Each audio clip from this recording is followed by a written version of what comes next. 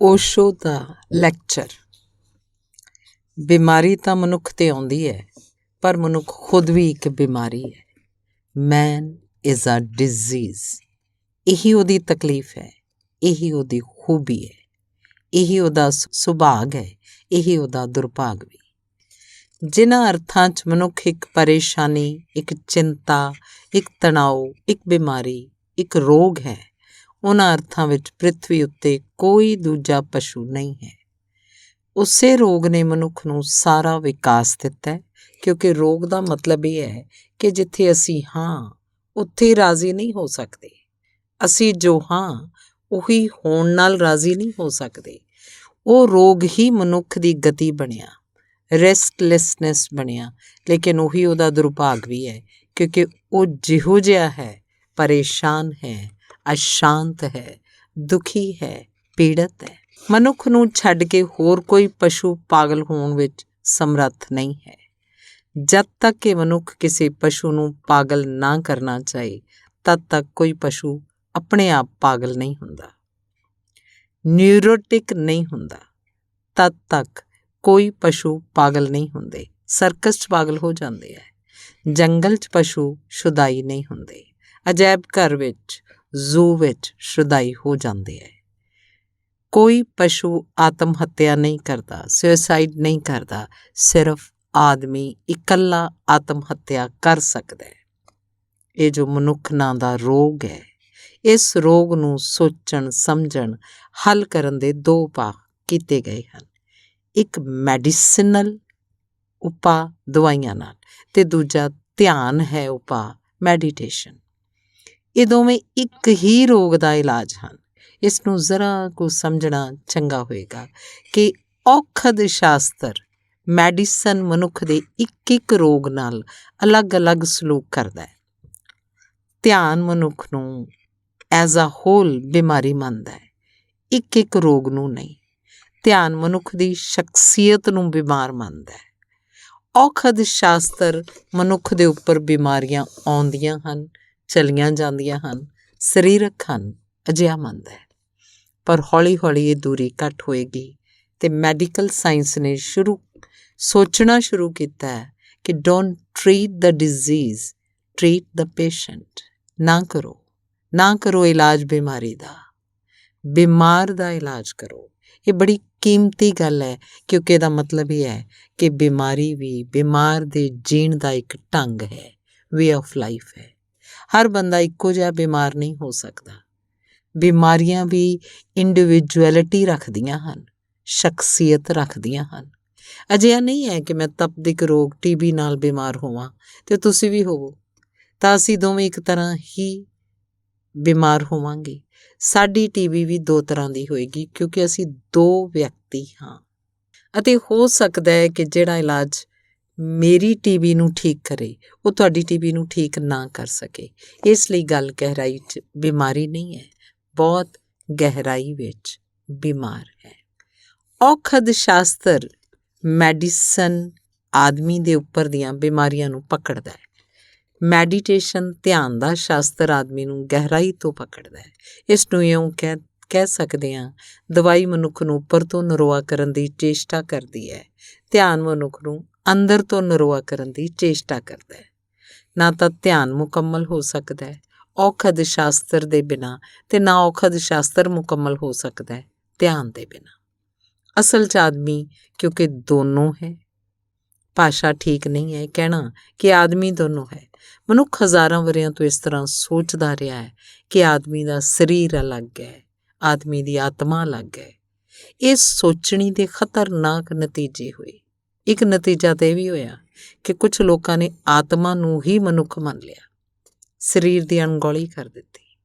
ਜਿਨ੍ਹਾਂ ਕੌਮਾਂ ਨੇ ਅਜਿਹਾ ਕੀਤਾ, ਉਹਨਾਂ ਨੇ ਧਿਆਨ ਦਾ ਤਾਂ ਵਿਕਾਸ ਕੀਤਾ, ਪਰ ਔਖਦ ਦਾ ਵਿਕਾਸ ਨਹੀਂ ਕੀਤਾ। ਔਖਦ ਦਾ ਵਿਗਿਆਨ ਨਾ ਬਣਿਆ, ਸਰੀਰ ਦੀ ਅਣਗੌਲੀ ਕਰ ਦਿੱਤੀ ਗਈ।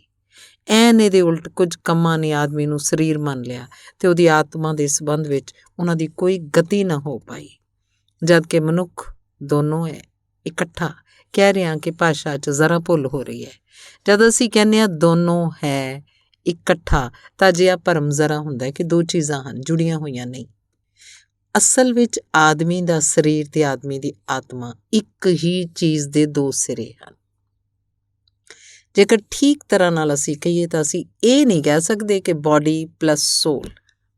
ਅਜਿਹਾ ਆਦਮੀ ਹੈ, ਅਜਿਹਾ ਨਹੀਂ। ਆਦਮੀ ਸਾਈਕੋਸੋਮੈਟਿਕ ਹੈ ਜਾਂ ਸੋਮੈਟੀ ਸਾਈਕਿਕ ਹੈ। ਆਦਮੀ ਮਨਸ ਸਰੀਰ ਹੈ ਜਾਂ ਸਰੀਰ ਮਨਸ ਹੈ।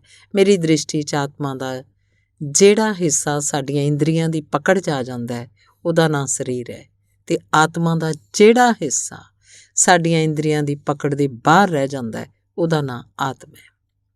ਅਦ੍ਰਿਸ਼ ਸਰੀਰ ਦਾ ਨਾਂ ਆਤਮਾ ਹੈ, ਦ੍ਰਿਸ਼ ਆਤਮਾ ਦਾ ਨਾਂ ਸਰੀਰ ਹੈ।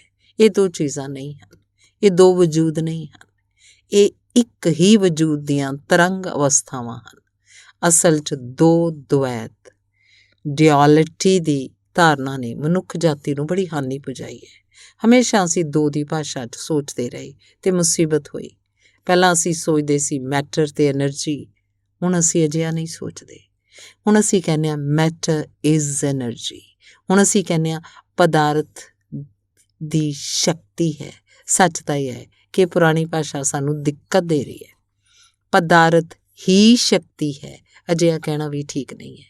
ਕੁਝ ਹੈ ਜੋ ਇੱਕ ਸਿਰੇ 'ਤੇ ਪਦਾਰਥ ਦਿਖਾਈ ਦਿੰਦਾ ਹੈ, ਦੂਜੇ ਸਿਰੇ 'ਤੇ ਐਨਰਜੀ ਦਿਖਾਈ ਪੈਂਦਾ ਹੈ। ਇਹ ਦੋ ਨਹੀਂ ਹਨ, ਇਹ ਇੱਕ ਹੀ ਊਰਜਾ ਹੈ, ਇੱਕ ਹੀ ਵਜੂਦ ਦੇ ਦੋ ਸਿਰੇ ਹਨ। ਠੀਕ ਜਿਵੇਂ ਹੀ ਆਦਮੀ ਦਾ ਸਰੀਰ ਅਤੇ ਉਹਦੀ ਆਤਮਾ ਇੱਕ ਹੀ ਵਜੂਦ ਦੇ ਦੋ ਸਿਰੇ ਹਨ, ਬਿਮਾਰੀ ਦੋਹਾਂ ਸਿਰਿਆਂ ਵਿੱਚੋਂ ਕਿਸੇ ਵੀ ਸਿਰੇ ਤੋਂ ਸ਼ੁਰੂ ਹੋ ਸਕਦੀ ਹੈ। ਸਰੀਰ ਦੇ ਸਿਰੇ ਤੋਂ ਸ਼ੁਰੂ ਹੋ ਸਕਦੀ ਹੈ, ਆਤਮਾ ਦੇ ਸਿਰੇ ਤੱਕ ਪਹੁੰਚ ਸਕਦੀ ਹੈ। ਅਸਲ 'ਚ ਜੋ ਵੀ ਸਰੀਰ ਉੱਤੇ ਵਾਪਰਦਾ ਹੈ ਉਹਦੀ ਵਾਈਬ੍ਰੇਸ਼ਨ, ਉਹਦੀਆਂ ਤਰੰਗਾਂ ਆਤਮਾ ਤੱਕ ਸੁਣੀਆਂ ਜਾਂਦੀਆਂ। ਇਸ ਲਈ ਕਈ ਵਾਰ ਇਹ ਹੁੰਦਾ ਹੈ ਕਿ ਸਰੀਰ ਤੋਂ ਬਿਮਾਰੀ ਠੀਕ ਹੋ ਜਾਂਦੀ ਹੈ ਅਤੇ ਆਦਮੀ ਫਿਰ ਵੀ ਬਿਮਾਰ ਬਣਿਆ ਰਹਿੰਦਾ ਹੈ। ਸਰੀਰ ਤੋਂ ਬਿਮਾਰੀ ਵਿਦਾ ਹੋ ਜਾਂਦੀ ਹੈ ਅਤੇ ਡਾਕਟਰ ਕਹਿੰਦਾ ਕਿ ਕੋਈ ਬਿਮਾਰੀ ਨਹੀਂ ਹੈ, ਆਦਮੀ ਫਿਰ ਵੀ ਬਿਮਾਰ ਰਹਿ ਜਾਂਦਾ ਹੈ ਅਤੇ ਬਿਮਾਰ ਮੰਨਣ ਨੂੰ ਰਾਜ਼ੀ ਨਹੀਂ ਹੁੰਦਾ ਕਿ ਮੈਂ ਬਿਮਾਰ ਨਹੀਂ ਹਾਂ। ਇਲਾਜ ਕਰਤਾ ਦੇ ਜਾਂਚ ਦੇ ਸਾਰੇ ਉਪਾਅ ਕਹਿ ਦਿੰਦੇ ਹਨ ਕਿ ਹੁਣ ਸਭ ਠੀਕ ਹੈ, ਪਰ ਬਿਮਾਰ ਆਖੀ ਤੁਰਿਆ ਜਾਂਦਾ ਕਿ ਸਭ ਠੀਕ ਨਹੀਂ ਹੈ। ਇਸ ਤਰ੍ਹਾਂ ਦੇ ਬਿਮਾਰਾਂ ਤੋਂ ਡਾਕਟਰ ਬਹੁਤ ਪਰੇਸ਼ਾਨ ਰਹਿੰਦੇ ਹੈ, ਕਿਉਂਕਿ ਉਹਨਾਂ ਕੋਲ ਜੋ ਵੀ ਜਾਂਚ ਦੇ ਸਮਾਨ ਹਨ ਉਹ ਕਹਿ ਦਿੰਦੇ ਆ ਕਿ ਕੋਈ ਬਿਮਾਰੀ ਨਹੀਂ ਹੈ। ਲੇਕਿਨ ਕੋਈ ਬਿਮਾਰੀ ਨਾ ਹੋਣ ਦਾ ਮਤਲਬ ਤੰਦਰੁਸਤ ਹੋਣਾ ਨਹੀਂ ਹੈ। ਤੰਦਰੁਸਤੀ ਦੀ ਆਪਣੀ ਪੋਜ਼ੀਟਿਵਿਟੀ ਹੈ। ਕੋਈ ਬਿਮਾਰੀ ਨਾ ਹੋਣਾ ਸਿਰਫ ਨੈਗੇਟਿਵ ਹੈ। ਅਸੀਂ ਕਹਿ ਸਕਦੇ ਹਾਂ ਕੋਈ ਕੰਡਾ ਨਹੀਂ ਹੈ, ਪਰ ਇਹਦਾ ਇਹ ਮਤਲਬ ਨਹੀਂ ਕਿ ਫੁੱਲ ਹੈ। ਕੰਡਾ ਨਹੀਂ ਹੈ, ਇਹ ਤੋਂ ਸਿਰਫ ਇੰਨਾ ਪਤਾ ਲੱਗਦਾ ਹੈ ਕੰਡਾ ਨਹੀਂ ਹੈ, ਪਰ ਫੁੱਲ ਦਾ ਹੋਣਾ ਕੁਝ ਹੋਰ ਗੱਲ ਹੈ। ਲੇਕਿਨ ਇਲਾਜ ਸ਼ਾਸਤਰ ਹੁਣ ਤੱਕ ਸਿਹਤ ਕੀ ਹੈ ਇਸ ਦਿਸ਼ਾ ਵਿੱਚ ਕੁਝ ਵੀ ਕੰਮ ਨਹੀਂ ਕਰ ਪਾਇਆ। ਉਹਦਾ ਸਾਰਾ ਕੰਮ ਉਸ ਦਿਸ਼ਾ ਵਿੱਚ ਹੈ ਕਿ ਬਿਮਾਰੀ ਕੀ ਹੈ। ਜੇਕਰ ਇਲਾਜ ਸ਼ਾਸਤਰ ਤੋਂ ਅਸੀਂ ਪੁੱਛੀਏ ਕਿ ਸਿਹਤ ਕੀ ਹੈ ਤਾਂ ਉਹ ਪਰਿਭਾਸ਼ਾ ਕਰਦਾ ਹੈ, ਡੈਫੀਨੇਸ਼ਨ ਕਰਦਾ ਹੈ। ਉਹ ਤੋਂ ਪੁੱਛੀਏ ਕਿ ਸਿਹਤ ਕੀ ਹੈ ਤਾਂ ਉਹ ਧੋਖਾ ਦੇਵੇਗਾ। ਉਹ ਕਹਿੰਦਾ ਜਦ ਕੋਈ ਬਿਮਾਰੀ ਨਹੀਂ ਹੁੰਦੀ ਤਾਂ ਜੋ ਬਾਕੀ ਰਹਿ ਜਾਂਦਾ ਉਹ ਸਿਹਤ ਹੈ। ਇਹ ਧੋਖਾ ਹੈ, ਪਰਿਭਾਸ਼ਾ ਨਹੀਂ ਹੈ, ਕਿਉਂਕਿ ਬਿਮਾਰੀ ਦੀ ਸਿਹਤ ਨਾਲ ਪਰਿਭਾਸ਼ਾ ਕਿਵੇਂ ਕੀਤੀ ਜਾ ਸਕਦੀ ਹੈ। ਇਹ ਤਾਂ ਉਵੇਂ ਹੀ ਹੋਇਆ ਜਿਵੇਂ ਕੰਡੇ ਨਾਲ ਕੋਈ ਫੁੱਲ ਦੀ ਪਰਿਭਾਸ਼ਾ ਕਰੇ। ਇਹ ਤਾਂ ਉਵੇਂ ਹੀ ਹੋਇਆ ਜਿਵੇਂ ਕੋਈ ਮੌਤ ਨਾਲ ਜ਼ਿੰਦਗੀ ਦੀ ਪਰਿਭਾਸ਼ਾ ਕਰੇ। ਇਹ ਤਾਂ ਉਵੇਂ ਹੀ ਹੋਇਆ ਜਿਵੇਂ ਇਸਤਰੀ ਨਾਲ ਪੁਰਸ਼ ਦੀ ਪਰਿਭਾਸ਼ਾ ਕਰੇ ਜਾਂ ਕਿ ਪੁਰਸ਼ ਨਾਲ ਇਸਤਰੀ ਦੀ ਪਰਿਭਾਸ਼ਾ ਕਰੇ। ਨਹੀਂ, ਇਲਾਜ ਸ਼ਾਸਤਰ ਹੁਣ ਤੱਕ ਨਹੀਂ ਕਹਿ ਪਾਇਆ ਵਾਟ ਇਜ਼ ਹੈਲਥ, ਸਿਹਤ ਕੀ ਹੈ। ਇਹ ਓਨਾ ਹੀ ਕਹਿ ਸਕਦਾ ਹੈ ਵਾਟ ਇਜ਼ ਡਿਜ਼ੀਜ਼, ਬਿਮਾਰੀ ਕੀ ਹੈ। ਸੁਭਾਵਿਕ ਤੌਰ 'ਤੇ ਉਹਦਾ ਕਾਰਨ ਹੈ। ਉਹਦਾ ਕਾਰਨ ਇਹ ਹੈ ਕਿ ਇਲਾਜ ਸ਼ਾਸਤਰ ਬਾਹਰ ਤੋਂ ਪਕੜਦਾ ਹੈ, ਬਾਹਰ ਤੋਂ ਬਿਮਾਰੀ ਦੀ ਪਕੜ 'ਚ ਆਉਂਦੀ ਹੈ। ਉਹ ਜੋ ਅੰਦਰ ਹੈ, ਮਨੁੱਖ ਦਾ ਅੰਦਰੂਨੀ ਵਜੂਦ, ਉਹ ਜੋ ਇਨਰ ਮੋਸਟ ਬੀਇੰਗ, ਉਹ ਜੋ ਅੰਦਰਲੀ ਆਤਮਾ, ਸਿਹਤ ਹਮੇਸ਼ਾ ਉੱਥੇ ਤੋਂ ਹੀ ਪਕੜੀ ਜਾ ਸਕਦੀ ਹੈ। ਇਸ ਲਈ ਹਿੰਦੀ ਦਾ ਸਵਾਸਥਯ ਸ਼ਬਦ ਬਹੁਤ ਅਨੋਖਾ ਹੈ। ਅੰਗਰੇਜ਼ੀ ਦਾ ਹੈਲਥ ਸ਼ਬਦ ਸਵਾਸਥਯ ਦਾ ਬਦਲਵਾਂ ਸ਼ਬਦ ਨਹੀਂ ਹੈ। ਹੈਲਥ ਤਾਂ ਹੀਲਿੰਗ ਤੋਂ ਬਣਿਆ, ਉਸ 'ਚ ਬਿਮਾਰੀ ਜੁੜੀ ਹੈ। ਹੈਲਥ ਦਾ ਤਾਂ ਮਤਲਬ ਹੈ ਹੀਲਡ, ਜੋ ਬਿਮਾਰੀ ਤੋਂ ਛੁੱਟ ਗਿਆ। ਸਵਾਸਥਯ ਦਾ ਮਤਲਬ ਨਹੀਂ ਹੈ ਜੋ ਬਿਮਾਰੀ ਤੋਂ ਛੁੱਟ ਗਿਆ। ਸਵਾਸਥਯ ਦਾ ਮਤਲਬ ਹੈ ਜੋ ਸਵੈ ਵਿੱਚ ਸਥਿਤ ਹੋ ਗਿਆ। Then one who has reached himself, ਉਹ ਜੋ ਆਪਣੇ ਅੰਦਰ ਗਹਿਰੇ ਤੋਂ ਗਹਿਰੇ 'ਚ ਪਹੁੰਚ ਗਿਆ। ਸਵਾਸਥ ਦਾ ਮਤਲਬ ਹੈ ਸਵੈ ਵਿੱਚ ਜੋ ਖੜਾ ਹੋ ਗਿਆ। ਇਸ ਲਈ ਸਵਾਸਥਯ ਦਾ ਮਤਲਬ ਹੈਲਥ ਨਹੀਂ ਹੈ। ਅਸਲ 'ਚ ਦੁਨੀਆ ਦੀ ਕਿਸੇ ਭਾਸ਼ਾ ਦਾ ਸਵਾਸਥਯ ਦੇ ਮੁਕਾਬਲੇ ਕੋਈ ਸ਼ਬਦ ਨਹੀਂ ਹੈ ਅਤੇ ਦੁਨੀਆ ਦੀਆਂ ਸਾਰੀਆਂ ਭਾਸ਼ਾਵਾਂ ਵਿੱਚ ਜੋ ਸ਼ਬਦ ਹੈ ਉਹ ਡਿਜ਼ੀਜ਼ ਜਾਂ ਨੋ ਡਿਜ਼ੀਜ਼ ਹੈ। ਸਵਾਸਥਯ ਦੀ ਧਾਰਨਾ ਹੀ ਸਾਡੇ ਮਨ 'ਚ ਨਾ ਬਿਮਾਰ ਹੋਣ ਦੀ ਹੈ, ਲੇਕਿਨ ਬਿਮਾਰੀ ਨਾ ਹੋਣਾ ਜ਼ਰੂਰੀ ਤਾਂ ਹੈ ਪਰ ਤੰਦਰੁਸਤ ਹੋਣ ਦੇ ਲਈ ਕਾਫੀ ਨਹੀਂ ਹੈ। It's necessary but not sufficient. ਕੁਛ ਹੋਰ ਵੀ ਚਾਹੀਦਾ ਹੈ। ਦੂਜੇ ਸਿਰੇ 'ਤੇ ਉਹ ਜੋ ਅੰਦਰ ਸਾਡਾ ਵਜੂਦ ਹੈ ਉੱਥੇ ਕੁਝ ਹੋ ਸਕਦਾ ਹੈ। ਬਿਮਾਰੀ ਬਾਹਰ ਤੋਂ ਸ਼ੁਰੂ ਹੋਵੇ ਤਾਂ ਵੀ ਅੰਦਰ ਤੱਕ ਉਹਦੀਆਂ ਪਰਤਵੀਆਂ ਆਵਾਜ਼ਾਂ ਪਹੁੰਚ ਜਾਂਦੀਆਂ ਹਨ। ਜੇ ਮੈਂ ਸ਼ਾਂਤ ਝੀਲ 'ਚ ਇੱਕ ਪੱਥਰ ਸੁੱਟਦੇ ਹਾਂ ਤਾਂ ਜਿੱਥੇ ਪੱਥਰ ਡਿੱਗਦਾ ਹੈ ਚੋਟ ਉੱਥੇ ਹੀ ਪੈਂਦੀ ਹੈ, ਪਰ ਤਰੰਗਾਂ ਦੂਰ ਝੀਲ ਦੇ ਤੱਟ ਤੱਕ ਪਹੁੰਚ ਜਾਂਦੀਆਂ ਹਨ ਜਿੱਥੇ ਪੱਥਰ ਕਦੇ ਨਹੀਂ ਪਿਆ। ਠੀਕ ਜੋ ਸਾਡੇ ਸਰੀਰ 'ਤੇ ਘਟਨਾ ਵਾਪਰਦੀ ਹੈ ਤਾਂ ਤਰੰਗਾਂ ਆਤਮਾ ਤੱਕ ਪਹੁੰਚ ਜਾਂਦੀਆਂ ਹਨ। ਅਤੇ ਜੇ ਇਲਾਜ ਸ਼ਾਸਤਰ ਸਿਰਫ ਸਰੀਰ ਦਾ ਇਲਾਜ ਕਰ ਰਿਹਾ ਹੈ ਤਾਂ ਉਹਨਾਂ ਤਰੰਗਾਂ ਦਾ ਕੀ ਬਣੇਗਾ ਜੋ ਦੂਰ ਤੱਟ ਤੱਕ ਪਹੁੰਚ ਗਈਆਂ। ਜੇ ਅਸੀਂ ਪੱਥਰ ਸੁੱਟਿਆ ਝੀਲ ਵਿੱਚ ਅਤੇ ਅਸੀਂ ਉਸੇ ਜਗ੍ਹਾ ਕੇਂਦਰਿਤ ਹਾਂ ਜਿੱਥੇ ਪੱਥਰ ਡਿੱਗਿਆ ਅਤੇ ਪਾਣੀ 'ਚ ਟੋਇਆ ਬਣਿਆ ਅਤੇ ਉਹਨਾਂ ਤਰੰਗਾਂ ਦਾ ਕੀ ਹੋਏਗਾ ਜੋ ਕਿ ਪੱਥਰ ਤੋਂ ਮੁਕਤ ਹੋ ਗਈਆਂ, ਜਿਨ੍ਹਾਂ ਦਾ ਆਪਣਾ ਵਜੂਦ ਸ਼ੁਰੂ ਹੋ ਗਿਆ। ਜਦ ਇੱਕ ਆਦਮੀ ਬਿਮਾਰ ਹੋ ਜਾਂਦਾ ਹੈ ਅਤੇ ਸਰੀਰ ਦੇ ਇਲਾਜ ਤੋਂ ਬਾਅਦ ਬਿਮਾਰੀ ਤੋਂ ਪੈਦਾ ਹੋਈਆਂ ਤਰੰਗਾਂ ਉਹਦੀ ਆਤਮਾ ਤੱਕ ਪ੍ਰਵੇਸ਼ ਕਰ ਜਾਂਦੀਆਂ ਹਨ। ਇਸ ਲਈ ਅਕਸਰ ਬਿਮਾਰੀ ਮੁੜ ਆਉਣ ਦੀ ਜ਼ਿੱਦ ਕਰਦੀ ਹੈ। ਬਿਮਾਰੀ ਮੁੜਨ ਦੀ ਜ਼ਿੱਦ ਉਹਨਾਂ ਤਰੰਗਾਂ ਤੋਂ ਪੈਦਾ ਹੁੰਦੀ ਹੈ ਜੋ ਉਹਦੀ ਆਤਮਾ ਦੇ ਵਜੂਦ ਤੱਕ ਜੁੜ ਜਾਂਦੀਆਂ ਹਨ ਅਤੇ ਜਿਨ੍ਹਾਂ ਦਾ ਇਲਾਜ ਸ਼ਾਸਤਰ ਦੇ ਕੋਲ ਹੁਣ ਤੱਕ ਕੋਈ ਉਪਾਅ ਨਹੀਂ ਹੈ। ਇਸ ਲਈ ਇਲਾਜ ਸ਼ਾਸਤਰ ਬਿਨਾਂ ਧਿਆਨ ਦੇ ਸਦਾ ਅਧੂਰਾ ਹੀ ਰਹੇਗਾ। ਅਸੀਂ ਬਿਮਾਰੀ ਠੀਕ ਕਰ ਦੇਵਾਂਗੇ, ਬਿਮਾਰ ਨੂੰ ਠੀਕ ਨਹੀਂ ਕਰ ਸਕਦੇ। ਉਂਝ ਡਾਕਟਰ ਦੇ ਹਿੱਤ ਵਿੱਚ ਹੈ ਇਹ ਬਿਮਾਰ ਠੀਕ ਨਾ ਹੋਵੇ, ਬਿਮਾਰੀ ਭਰ ਠੀਕ ਹੁੰਦੀ ਰਹੇ, ਬਿਮਾਰ ਮੁੜਦਾ ਰਹੇ। ਦੂਜਾ ਜੋ ਸਿਰਾ ਹੈ ਉੱਥੋਂ ਤੋਂ ਵੀ ਬਿਮਾਰੀ ਪੈਦਾ ਹੋ ਸਕਦੀ ਹੈ। ਸੱਚ ਤਾਂ ਇਹ ਹੈ ਕਿ ਮੈਂ ਕਿਹਾ ਉੱਥੇ ਬਿਮਾਰੀ ਹੈ ਹੀ। ਜਿਹੋ ਜਿਹਾ ਮਨੁੱਖ ਹੈ ਉੱਥੇ ਇੱਕ ਟੈਨਸ਼ਨ ਹੀ ਹੈ ਅੰਦਰ। ਜਿਵੇਂ ਮੈਂ ਕਿਹਾ ਕੋਈ ਪਸ਼ੂ ਇਸ ਤਰ੍ਹਾਂ ਡਿਜ਼ੀਜ਼ਡ ਨਹੀਂ ਹੈ, ਇਸ ਤਰ੍ਹਾਂ ਰੈਸਟਲੈਸ ਨਹੀਂ ਹੈ, ਇਸ ਤਰ੍ਹਾਂ ਬੇਚੈਨ ਅਤੇ ਤਣਾਅ 'ਚ ਨਹੀਂ ਹੈ। ਉਹਦਾ ਕਾਰਨ ਹੈ ਕਿਸੇ ਪਸ਼ੂ ਦੇ ਦਿਮਾਗ 'ਚ ਕੁਝ ਹੋਰ ਬਣਨ ਦਾ ਖਿਆਲ ਨਹੀਂ ਹੈ। ਕੁੱਤਾ ਹੈ, ਉਹਨੇ ਹੋਣਾ ਨਹੀਂ ਹੈ। ਆਦਮੀ ਨੇ ਆਦਮੀ ਹੋਣਾ ਹੈ ਨਹੀਂ। ਇਸ ਲਈ ਅਸੀਂ ਕਿਸੇ ਕੁੱਤੇ ਨੂੰ ਇਹ ਨਹੀਂ ਕਹਿ ਸਕਦੇ ਕਿ ਤੂੰ ਜ਼ਰਾ ਘੱਟ ਕੁੱਤਾ ਹੈ, ਸਭ ਕੁੱਤੇ ਬਰਾਬਰ ਕੁੱਤੇ ਹੁੰਦੇ ਆ, ਪਰ ਕਿਸੇ ਆਦਮੀ ਨੂੰ ਸਪਸ਼ਟ ਤੌਰ 'ਤੇ ਕਹਿ ਸਕਦੇ ਹਾਂ ਕਿ ਉਹ ਜ਼ਰਾ ਘੱਟ ਆਦਮੀ ਹੈ। ਆਦਮੀ ਪੂਰਾ ਪੈਦਾ ਨਹੀਂ ਹੁੰਦਾ। ਆਦਮੀ ਦਾ ਜਨਮ ਅਧੂਰਾ ਹੈ। ਸਭ ਜਾਨਵਰ ਪੂਰੇ ਪੈਦਾ ਹੁੰਦੇ ਹੈ, ਆਦਮੀ ਅਧੂਰਾ ਪੈਦਾ ਹੁੰਦਾ ਹੈ। ਕੁਝ ਕੰਮ ਹੈ ਜੋ ਉਹਨੂੰ ਕਰਨਾ ਪਏਗਾ ਤਦ ਉਹ ਪੂਰਾ ਹੋ ਸਕਦਾ ਹੈ। ਉਹ ਪੂਰਾ ਨਾ ਹੋਣ ਦੀ ਹਾਲਤ ਹੈ, ਉਹਦੀ ਡਿਜ਼ੀਜ਼ ਹੈ। ਇਸ ਲਈ ਉਹ 24 ਘੰਟੇ ਪਰੇਸ਼ਾਨ ਹੈ। ਅਜਿਹਾ ਨਹੀਂ ਕਿ ਆਮ ਤੌਰ 'ਤੇ ਅਸੀਂ ਸੋਚਦੇ ਹਾਂ ਕਿ ਗਰੀਬ ਆਦਮੀ ਪਰੇਸ਼ਾਨ ਹੈ ਕਿਉਂਕਿ ਗਰੀਬੀ ਹੈ, ਲੇਕਿਨ ਸਾਨੂੰ ਪਤਾ ਨਹੀਂ ਕਿ ਅਮੀਰ ਹੋਣ ਨਾਲ ਪਰੇਸ਼ਾਨੀ ਦਾ ਤਲ ਬਦਲਦਾ ਹੈ, ਪਰੇਸ਼ਾਨੀ ਨਹੀਂ ਬਦਲਦੀ। ਸੱਚ ਤਾਂ ਇਹ ਹੈ ਕਿ ਗਰੀਬ ਇੰਨਾ ਪਰੇਸ਼ਾਨ ਕਦੀ ਨਹੀਂ ਹੁੰਦਾ, ਕਿਉਂਕਿ ਗਰੀਬ ਨੂੰ ਇੱਕ ਜਸਟੀਫਿਕੇਸ਼ਨ ਹੁੰਦਾ ਹੈ ਪਰੇਸ਼ਾਨੀ ਦਾ ਕਿ ਮੈਂ ਗਰੀਬ ਹਾਂ।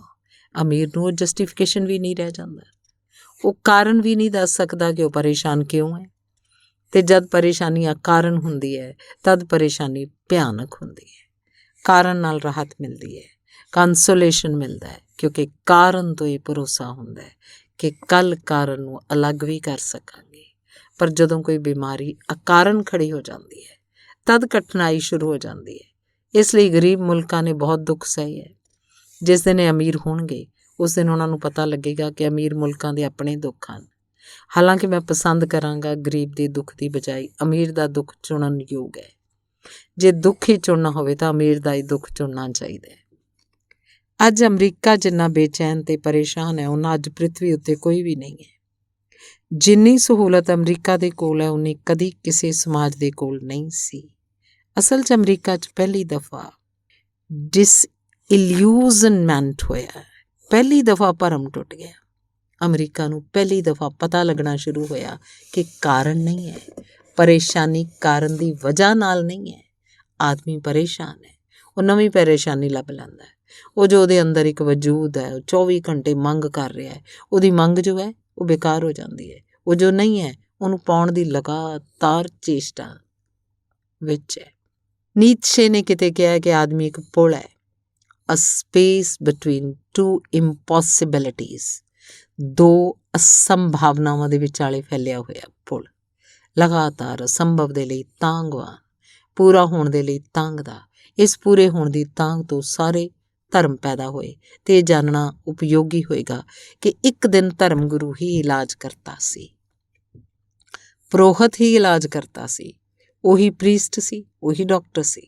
ਹੈਰਾਨੀ ਨਹੀਂ ਹੋਏਗੀ ਕਿ ਕੱਲ੍ਹ ਫਿਰ ਉਹੀ ਹਾਲਤ ਹੋ ਜਾਏ, ਥੋੜ੍ਹਾ ਜਿਹਾ ਫਰਕ ਹੋਏਗਾ। ਹੁਣ ਜੋ ਇਲਾਜ ਕਰਤਾ ਹੋਏਗਾ ਉਹੀ ਪੁਰੋਹਿਤ ਹੋ ਸਕਦਾ ਹੈ। ਅਮਰੀਕਾ 'ਚੋਂ ਘਟਨਾ ਵਾਪਰਨੀ ਸ਼ੁਰੂ ਹੋ ਗਈ ਕਿਉਂਕਿ ਪਹਿਲੀ ਦਫਾ ਇਹ ਗੱਲ ਅਮਰੀਕਾ 'ਚ ਸਾਫ਼ ਹੋ ਗਈ ਕਿ ਸਵਾਲ ਸਿਰਫ ਸਰੀਰ ਦਾ ਨਹੀਂ ਹੈ, ਬਲਕਿ ਇਹ ਵੀ ਸਾਫ਼ ਹੋਣਾ ਸ਼ੁਰੂ ਹੋ ਗਿਆ ਹੈ ਕਿ ਜੇ ਸਰੀਰ ਬਿਲਕੁਲ ਤੰਦਰੁਸਤ ਹੋਇਆ ਤਾਂ ਮੁਸੀਬਤਾਂ ਹੋਰ ਵੱਧ ਜਾਣਗੀਆਂ, ਕਿਉਂਕਿ ਪਹਿਲੀ ਦਫਾ ਅੰਦਰ ਦੀ ਪੱਧਰ 'ਤੇ ਜੋ ਰੋਗ ਹੈ ਉਹਦਾ ਬੋਧ ਹੋਣਾ ਸ਼ੁਰੂ ਹੋ ਜਾਏਗਾ। ਸਾਡੇ ਬੋਧ ਦੇ ਵੀ ਤਾਂ ਕਾਰਨ ਹੁੰਦੇ ਹੈ। ਜੇ ਮੇਰੇ ਪੈਰ 'ਚ ਕੰਡਾ ਚੁਭਿਆ ਹੋਇਆ ਹੈ ਤਾਂ ਮੈਨੂੰ ਪੈਰ ਦਾ ਪਤਾ ਲੱਗਦਾ ਹੈ। ਜਦ ਤੱਕ ਕੰਡਾ ਪੈਰ 'ਚ ਨਹੀਂ ਚੁਭਦਾ ਪੈਰ ਦਾ ਪਤਾ ਨਹੀਂ ਲੱਗਦਾ, ਅਤੇ ਕੰਡਾ ਪੈਰ 'ਚ ਹੁੰਦਾ ਹੈ ਤਾਂ ਮੇਰੀ ਪੂਰੀ ਆਤਮਾ ਐਰੋ ਹੋ ਜਾਂਦੀ ਹੈ, ਤੀਰ ਬਣ ਜਾਂਦੀ ਹੈ ਪੈਰ ਦੀ ਤਰਫ, ਜਿਵੇਂ ਪੈਰ ਨੂੰ ਹੀ ਦੇਖਦੀ ਹੈ, ਕੁਛ ਹੋਰ ਨਹੀਂ ਦੇਖਦੀ। ਸੁਭਾਵਕ ਹੈ। ਲੇਕਿਨ ਪੈਰ ਵਿੱਚੋਂ ਕੰਡਾ ਨਿਕਲ ਜਾਏ ਫਿਰ ਇਹ ਆਤਮਾ ਕੁਝ ਤਾਂ ਦੇਖੇਗੀ। ਭੁੱਖ ਤ੍ਰਿਪਤ ਹੋ ਜਾਏ, ਕੱਪੜੇ ਠੀਕ ਮਿਲ ਜਾਣ, ਮਕਾਨ ਵਿਵਸਥਿਤ ਹੋ ਜਾਏ ਤਾਂ ਪਤਨੀ ਚਾਹੀਦੀ ਹੈ, ਮਿਲ ਜਾਏ। ਹਾਲਾਂਕਿ ਇਸ ਨਾਲੋਂ ਵੱਡਾ ਦੁੱਖ ਨਹੀਂ ਹੈ ਕਿ ਦੁਨੀਆ 'ਚ ਜਿਹਨੂੰ ਚਾਹੀ ਪਤਨੀ ਮਿਲ ਜਾਏ ਉਹਦੇ ਦੁੱਖ ਦਾ ਅੰਤ ਨਹੀਂ ਹੈ, ਕਿਉਂਕਿ ਚਾਹੀ ਗਈ ਪਤਨੀ ਨਾ ਮਿਲਣ 'ਤੇ ਘੱਟੋ ਘੱਟ ਆਸ ਵਿੱਚ ਇੱਕ ਸੁੱਖ ਰਹਿੰਦਾ, ਉਹ ਵੀ ਖੋ ਜਾਂਦਾ ਹੈ। ਮੈਂ ਸੁਣਿਆ ਕਿ ਪਾਗਲਖਾਨੇ ਦੇ ਸੰਬੰਧ ਵਿੱਚ ਇੱਕ ਆਦਮੀ ਗਿਆ ਉਸ ਪਾਗਲਖਾਨੇ ਨੂੰ ਦੇਖਣ। ਸੁਪਰਿੰਟੈਂਡੈਂਟ ਉਹਨੂੰ ਘੁਮਾ ਰਿਹਾ ਹੈ। ਇੱਕ ਕਟਹਿਰੇ 'ਚ ਉਹਨੇ ਪੁੱਛਿਆ ਕਿ ਇਸ ਆਦਮੀ ਨੂੰ ਕੀ ਹੋ ਗਿਆ। ਉਸ ਸੁਪਰਡੈਂਟ ਨੇ ਕਿਹਾ ਕਿ ਪਾਗਲ ਹੋਇਆ, ਕਿਉਂਕਿ ਇਸ ਆਦਮੀ ਨੂੰ ਜਿਸ ਇਸਤਰੀ ਨਾਲ ਪ੍ਰੇਮ ਸੀ ਉਹਨੂੰ ਮਿਲ ਨਹੀਂ ਸਕੀ। ਦੂਜੇ ਕਟਹਿਰੇ 'ਚ ਇੱਕ ਦੂਜਾ ਆਦਮੀ ਸਲਾਖਾਂ ਤੋੜਨ ਦੀ ਕੋਸ਼ਿਸ਼ ਕਰ ਰਿਹਾ, ਛਾਤੀ ਪਿੱਟ ਰਿਹਾ, ਵਾਲ ਪੁੱਟ ਰਿਹਾ।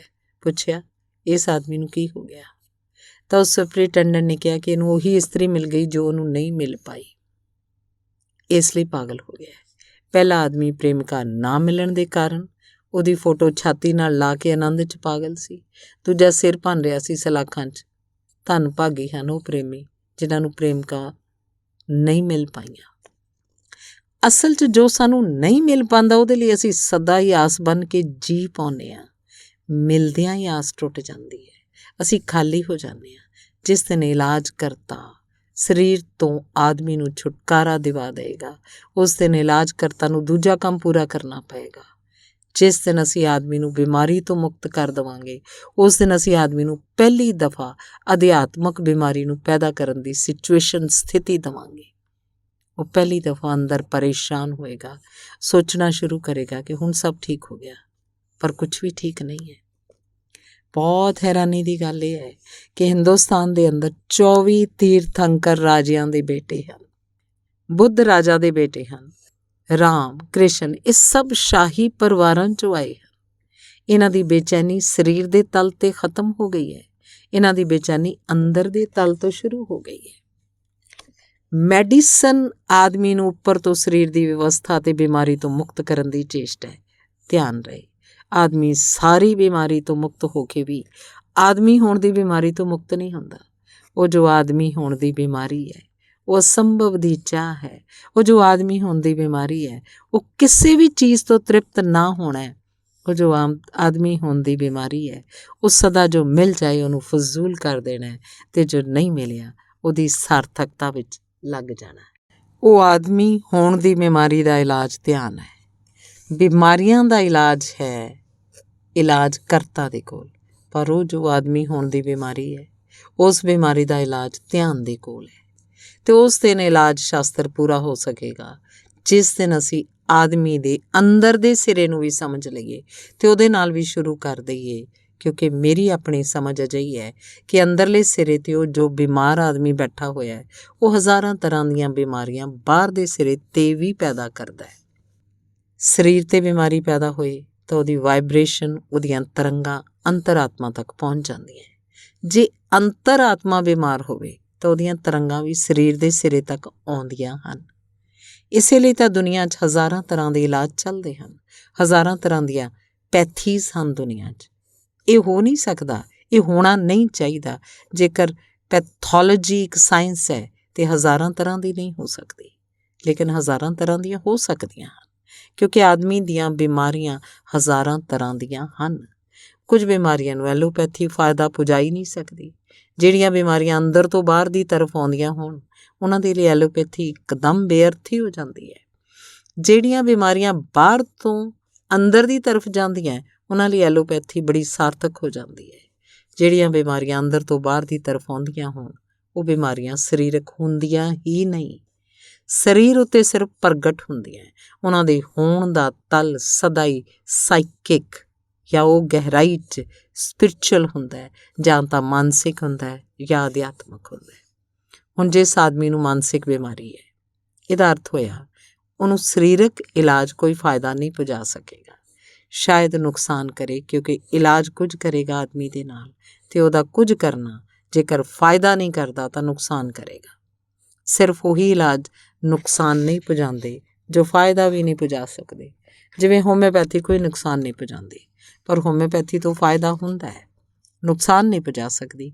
ਇਹਦਾ ਇਹ ਮਤਲਬ ਨਹੀਂ ਕਿ ਹੋਮਿਓਪੈਥੀ ਤੋਂ ਫਾਇਦਾ ਨਹੀਂ ਹੁੰਦਾ। ਫਾਇਦਾ ਹੋਣਾ ਦੂਸਰੀ ਘਟਨਾ ਹੈ। ਇਹ ਦੋ ਚੀਜ਼ਾਂ ਹਨ ਅਲੱਗ-ਅਲੱਗ। ਫਾਇਦਾ ਹੁੰਦਾ ਹੈ, ਫਾਇਦਾ ਇਸ ਲਈ ਹੁੰਦਾ ਹੈ ਕਿ ਉਹ ਆਦਮੀ ਜੇਕਰ ਬਿਮਾਰੀ ਨੂੰ ਮਾਨਸਿਕ ਤਲ 'ਤੇ ਪੈਦਾ ਕਰ ਰਿਹਾ ਹੈ ਤਾਂ ਉਹਨੂੰ ਬਿਮਾਰੀ ਦੇ ਲਈ ਫਾਲਸ ਮੈਡੀਸਨ ਦੀ ਜ਼ਰੂਰਤ ਹੈ, ਉਹਨੂੰ ਝੂਠੀ ਮੈਡੀਸਨ ਦੀ ਜ਼ਰੂਰਤ ਹੈ। ਉਹਨੂੰ ਸਿਰਫ ਭਰੋਸਾ ਆ ਜਾਏ, ਉਹ ਰਾਖ ਨਾਲ ਵੀ ਆ ਸਕਦਾ ਹੈ। ਹੁਣ ਤਾਂ ਬਹੁਤ ਤਜਰਬੇ ਚੱਲਦੇ ਹੈ ਜਿਹਨੂੰ ਅਸੀਂ ਔਸ਼ਧੀ ਆਭਾਸ ਆਖਦੇ ਹਾਂ। ਜੇ 10 ਮਰੀਜ਼ ਇੱਕ ਹੀ ਤਰ੍ਹਾਂ ਦੀ ਬਿਮਾਰੀ ਦੇ ਮਰੀਜ਼ ਹਨ, ਉਹਨਾਂ ਵਿੱਚੋਂ 3 ਨੂੰ ਐਲੋਪੈਥੀ ਇਲਾਜ ਦਿੱਤਾ ਜਾਏ, 3 ਨੂੰ ਹੋਮਿਓਪੈਥੀ ਦਿੱਤੀ ਜਾਏ, 3 ਨੂੰ ਨੈਚੁਰੋਪੈਥੀ ਦਿੱਤੀ ਜਾਏ, ਬੜੇ ਮਜ਼ੇ ਦੀ ਗੱਲ ਹੈ ਕਿ ਸਭ ਪੈਥੀਆਂ ਬਰਾਬਰ ਠੀਕ ਕਰਦੀਆਂ, ਬਰਾਬਰ ਮਾਰਦੀਆਂ, ਅਨੁਪਾਤ 'ਚ ਕੋਈ ਬਹੁਤਾ ਫਰਕ ਨਹੀਂ ਪੈਂਦਾ। ਤਦ ਜ਼ਰਾ ਸੋਚਣ ਜਿਹਾ ਮਾਮਲਾ ਹੋ ਜਾਂਦਾ ਹੈ ਕਿ ਗੱਲ ਕੀ ਹੈ।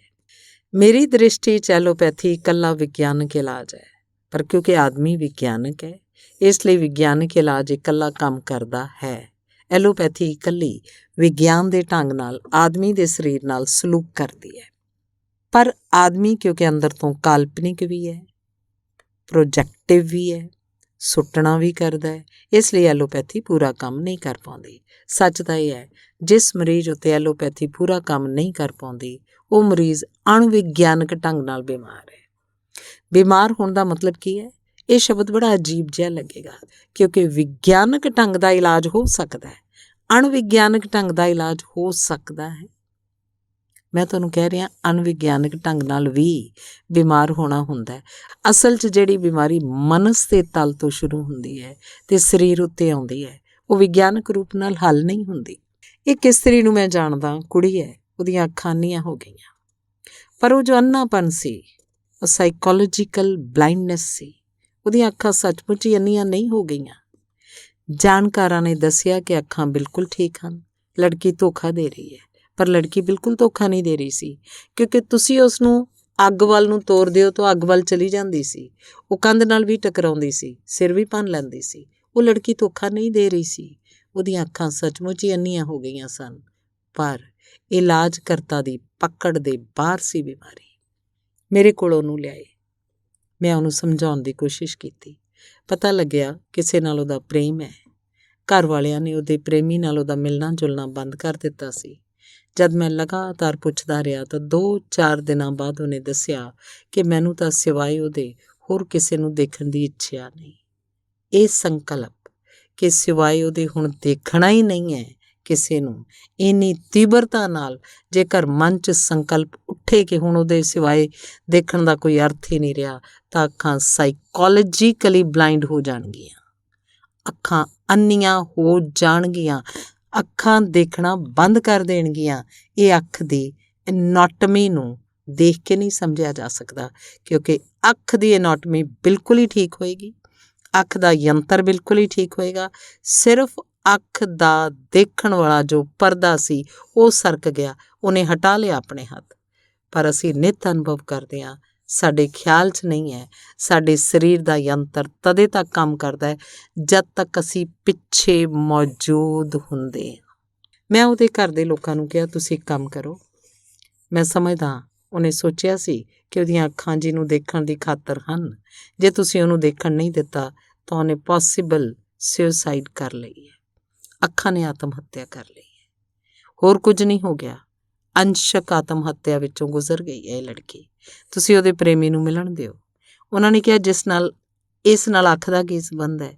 ਮੈਂ ਕਿਹਾ ਇੱਕ ਕੋਸ਼ਿਸ਼ ਕਰਕੇ ਤਾਂ ਦੇਖੋ। ਅਤੇ ਜਿਵੇਂ ਉਹਨੂੰ ਖਬਰ ਕੀਤੀ ਗਈ ਕਿ ਉਹਦੇ ਪ੍ਰੇਮੀ ਨਾਲ ਮਿਲਣ ਦੀ ਉਹਨੂੰ ਆਗਿਆ ਹੈ, ਉਹਨੂੰ ਖਬਰ ਕੀਤੀ ਗਈ 5 ਵਜੇ ਉਹਦਾ ਪ੍ਰੇਮੀ ਮਿਲਣ ਆਏਗਾ, ਉਹ ਦਰਵਾਜ਼ੇ ਦੇ ਬਾਹਰ ਆ ਕੇ ਖੜੀ ਹੋ ਗਈ। ਉਹਦੀਆਂ ਅੱਖਾਂ ਠੀਕ ਸੀ।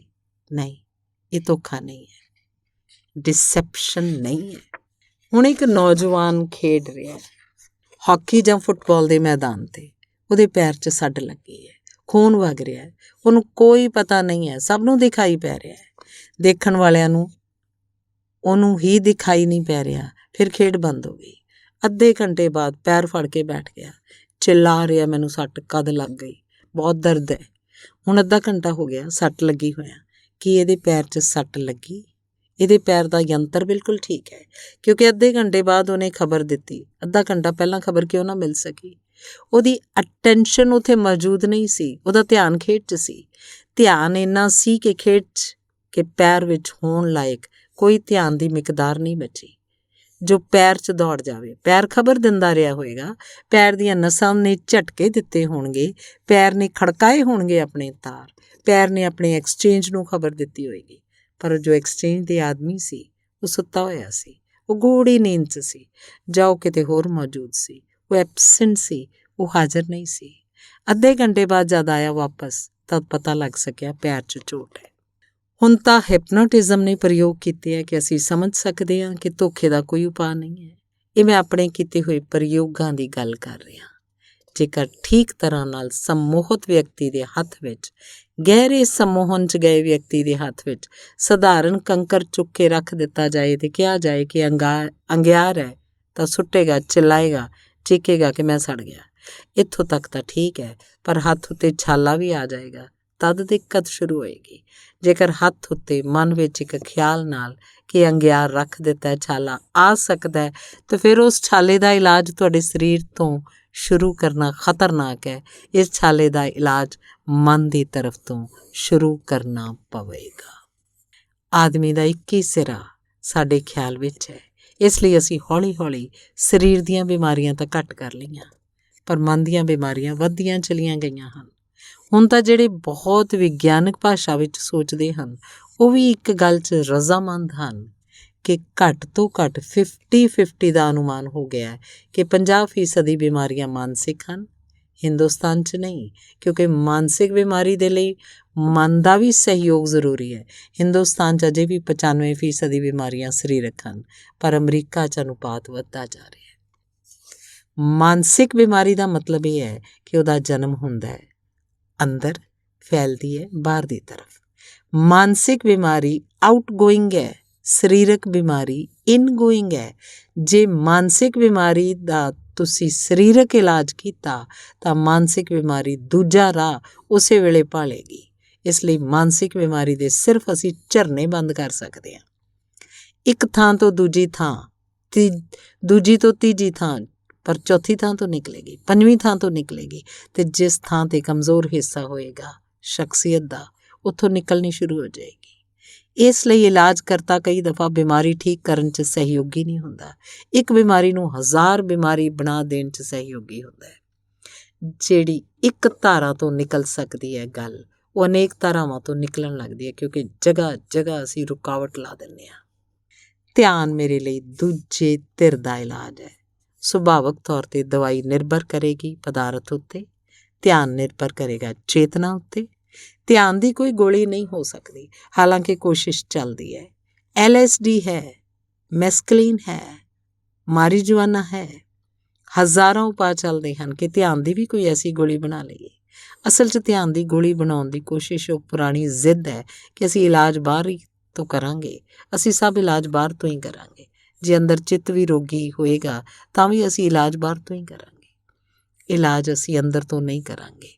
ਮੈਸਕਲੀਨ ਹੋਵੇ, LSD ਹੋਵੇ, ਹੋਰ ਤਰ੍ਹਾਂ ਦੀਆਂ ਡਰੱਗਸ ਹੋਣ ਜੋ ਧੋਖਾ ਦੇ ਸਕਦੇ ਹਨ ਤੰਦਰੁਸਤੀ ਦਾ, ਅੰਦਰੂਨੀ ਤੰਦਰੁਸਤੀ ਦਾ, ਪਰ ਉਹ ਅੰਦਰੂਨੀ ਤੰਦਰੁਸਤੀ ਬਣਾ ਨਹੀਂ ਸਕਦੇ, ਕਿਸੇ ਰਸਾਇਣਿਕ ਢੰਗ ਨਾਲ ਮਨੁੱਖ ਦੇ ਅੰਤਿਮ ਸਿਰੇ 'ਤੇ ਨਹੀਂ ਪਹੁੰਚ ਸਕਦੇ।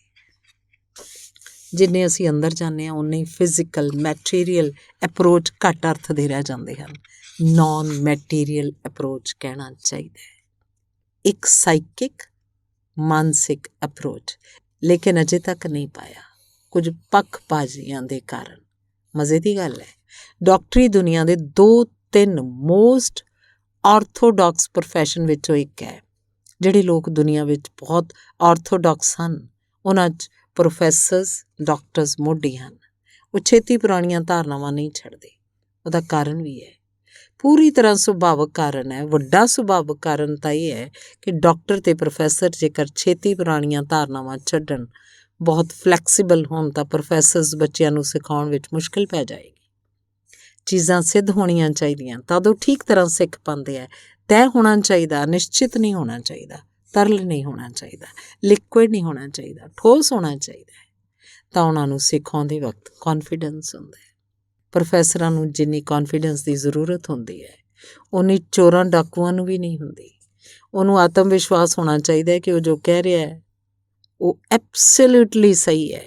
ਜਿਹਨੂੰ ਵੀ ਅਜਿਹੀ ਪ੍ਰੋਫੈਸ਼ਨਲ ਜ਼ਰੂਰਤ ਹੈ ਉਹ ਪੂਰੀ ਤਰ੍ਹਾਂ ਨਾਲ ਸਹੀ ਹੈ, ਉਹ ਆਰਥੋਡਾਕਸ ਹੋ ਜਾਂਦੇ ਆ। ਇਸ ਨਾਲ ਭਾਰੀ ਨੁਕਸਾਨ ਪੁੱਜਦਾ ਹੈ ਕਿਉਂਕਿ ਸਿੱਖਿਆ ਸਭ ਤੋਂ ਘੱਟ ਆਰਥੋਡਾਕਸ ਹੋਣੀ ਚਾਹੀਦੀ ਹੈ, ਨਹੀਂ ਤਾਂ ਵਿਕਾਸ 'ਚ ਰੁਕਾਵਟ ਪਏਗੀ। ਇਸ ਲਈ ਦੁਨੀਆ 'ਚ ਕੋਈ ਅਧਿਆਪਕ ਆਮ ਤੌਰ 'ਤੇ ਕਾਫੀ ਨਹੀਂ ਹੁੰਦੇ। ਸਾਰੀਆਂ ਯੂਨੀਵਰਸਿਟੀਜ਼ ਵਿੱਚ ਇੰਨੇ ਪ੍ਰੋਫੈਸਰ ਹਨ, ਪਰ ਕਾਢਾਂ ਯੂਨੀਵਰਸਿਟੀ ਦੇ ਬਾਹਰ ਦੇ ਲੋਕ ਕੱਢਦੇ ਹਨ, ਅੰਦਰ ਦੇ ਨਹੀਂ। ਨੋਬੈਲ ਪ੍ਰਾਈਜ਼ ਪਾਉਣ ਵਾਲੇ 7% ਤੋਂ ਉੱਪਰ ਦੇ ਲੋਕ ਯੂਨੀਵਰਸਿਟੀ ਦੇ ਬਾਹਰ ਦੇ ਲੋਕ ਹਨ। ਦੂਜਾ ਧੰਦਾ ਜੋ ਬਹੁਤ ਹੀ ਆਰਥੋਡਾਕਸ ਨਾਲ ਭਰਿਆ ਉਹ ਡਾਕਟਰ ਦਾ ਹੈ। ਉਹਦਾ ਵੀ ਪ੍ਰੋਫੈਸ਼ਨਲ ਕਾਰਨ ਹੈ ਕਿਉਂਕਿ ਉਹਨੂੰ ਬਹੁਤ ਛੇਤੀ ਨਿਰਣਾ ਲੈਣਾ ਪੈਂਦਾ ਹੈ। ਮਰੀਜ਼ ਹੁਣੇ ਮਰ ਰਿਹਾ ਹੈ, ਜੇ ਬਹੁਤ ਸੋਚ ਵਿਚਾਰ ਕਰੋ ਤਾਂ ਸੋਚ ਵਿਚਾਰ ਤਾਂ ਹੋ ਜਾਏਗਾ ਪਰ ਮਰੀਜ਼ ਨਹੀਂ ਬਚੇਗਾ। ਜੇ ਉਹ ਬਹੁਤ ਅਨਆਰਥੋਡਾਕਸ ਹੋਵੇ ਅਤੇ ਬਹੁਤ ਨਵੇਂ ਤਜਰਬੇ ਕਰਦਾ ਹੋਵੇ ਤਾਂ ਖਤਰਾ ਹੈ।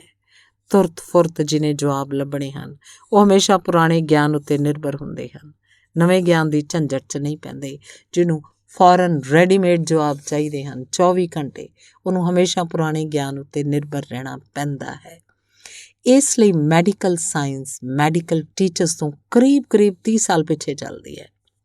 ਇਸ ਲਈ ਬਹੁਤ ਸਾਰੇ ਮਰੀਜ਼ਾਂ ਨੂੰ ਬੇਕਾਰ ਮਰਨਾ ਪੈਂਦਾ ਹੈ ਕਿਉਂਕਿ ਸੱਚਮੁੱਚ ਵਿੱਚ ਜੋ ਹੁਣ ਨਹੀਂ ਹੋਣਾ ਚਾਹੀਦਾ ਉਹ ਹੁੰਦਾ ਚਲਿਆ ਜਾਂਦਾ ਹੈ। ਪਰ ਇਹ ਪ੍ਰੋਫੈਸ਼ਨਲ ਦਿੱਕਤ ਹੈ ਅਤੇ ਇਸ ਲਈ ਇੱਕ ਮਾਨਤਾ ਹੈ, ਉਹਦੀ ਦਵਾਈ ਉੱਤੇ ਭਰੋਸਾ ਹੈ, ਕੈਮੀਕਲ ਉੱਤੇ ਜ਼ਿਆਦਾ ਭਰੋਸਾ ਹੈ ਬਜਾਏ ਚੇਤਨਾ ਦੇ। ਕੌਨਸ਼ੀਅਸਨੈਸ ਤੋਂ ਜ਼ਿਆਦਾ ਮਹੱਤਵਪੂਰਨ ਕੈਮਿਸਟਰੀ ਹੈ। ਇਹਦਾ ਬੜਾ ਘਾਤਕ ਨਤੀਜਾ ਹੋ ਰਿਹਾ ਕਿਉਂਕਿ ਜਦ ਤੱਕ ਕੈਮਿਸਟਰੀ ਮਹੱਤਵਪੂਰਨ ਹੈ ਤਦ ਤੱਕ ਕੌਨਸ਼ੀਅਸਨੈਸ ਉੱਤੇ ਪ੍ਰਯੋਗ ਨਹੀਂ ਕੀਤੇ ਜਾ ਸਕਦੇ। ਧੰਨਵਾਦ।